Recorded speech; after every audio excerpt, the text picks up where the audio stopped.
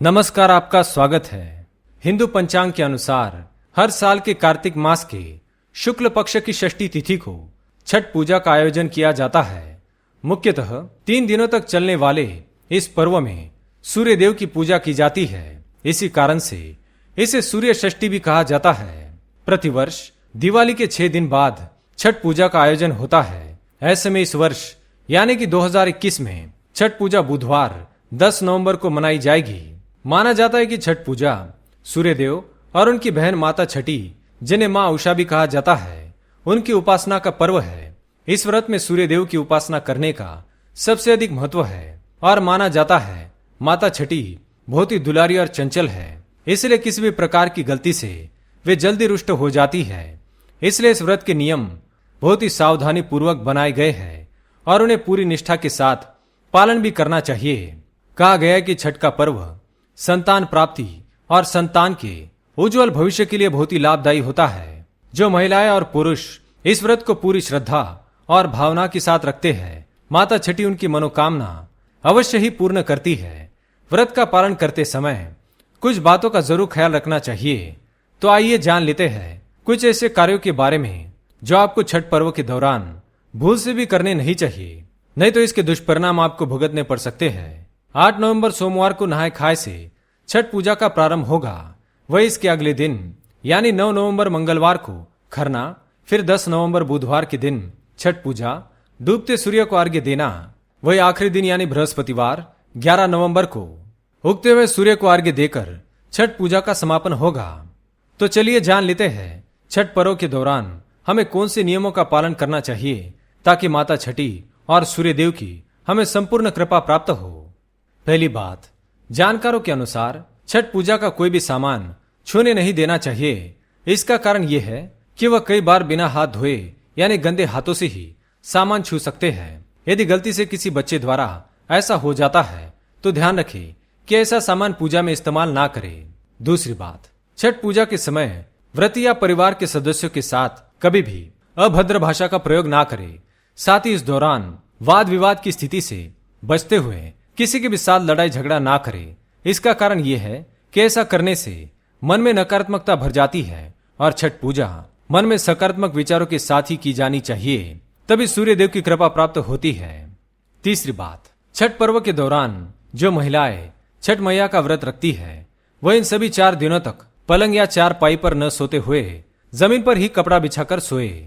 चौथी बात, छठ पर्व के दौरान व्रती समेत पूरे परिवार को प्याज और लहसुन खाने की मनाही की गई है, क्योंकि ये तामसिक भोजन की श्रेणी में आते हैं। इससे मन में विकार उत्पन्न होते हैं। पांचवी बात, छठ पर्व के दौरान साफ सफाई का विशेष ध्यान रखें। पूजा की किसी भी चीज को छूने से पहले हाथ अवश्य साफ कर ले।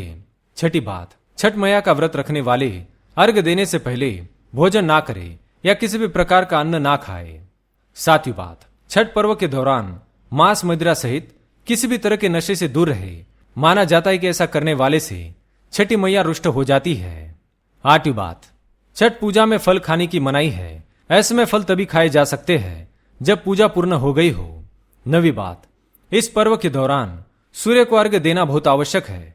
ऐसे में इसके लिए चांदी, स्टील या प्लास्टिक के बर्तन का उपयोग ना करें, केवल तांबे के ही पात्र का उपयोग करना चाहिए। 10वीं बात, छठ पर्व के 4 दिन आप शुद्ध वस्त्र धारण करें। हो सके तो कोरे वस्त्र ही धारण करें और ऐसे वस्त्र जिन वस्त्रों में सिलाई नहीं लगी हो। इसलिए महिलाएं साड़ी और पुरुषों को धोती का प्रयोग करना चाहिए। ध्यान रखें कि इन 4 दिनों में अनछुए, पवित्र और शुद्ध वस्त्र ही धारण करें। मैले वस्त्र बिल्कुल भी धारण ना करें। 11वीं बात, सूर्य को अर्घ्य देते समय बांस के सूप या टोकरी का बहुत ही महत्व होता है, पर उस सूप का प्रयोग करने से पहले उसे अच्छे से गंगा जल से धोकर शुद्ध कर ले, क्योंकि उसे आपने बाजार से खरीदा है तो उन लोगों के किस प्रकार के हाथ उस पर लगे होंगे आपको नहीं पता। बांस की सूप को अच्छे से सजाए और सूर्य देव की उपासना करते हुए उनका धन्यवाद अवश्य प्रकट करें। 12वीं बात, छठ पूजा का एक और महत्व का हिस्सा होता है उसमें बनाए जाने वाला प्रसाद, जो गेहूं और गुड़ से बनाया जाता है, जिसे ठेकुआ कहा जाता है। यहाँ पर हम आपको ध्यान दिलाना चाहते हैं कि गेहूं का आटा अपनी खरीदी हुई गेहूं से ही पिसवाना चाहिए। बाहर से आटे को लेकर उससे प्रसाद ना बनाए।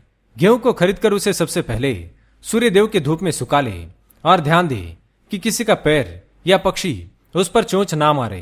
इससे प्रसाद झूठा होता है। गेहूं को अच्छे से साफ करके फिर पीस ले और इससे प्रसाद बनाए और प्रसाद को बिल्कुल भी ना चखे और घर के किसी सदस्य को भी पहले हाथ न लगाने दे।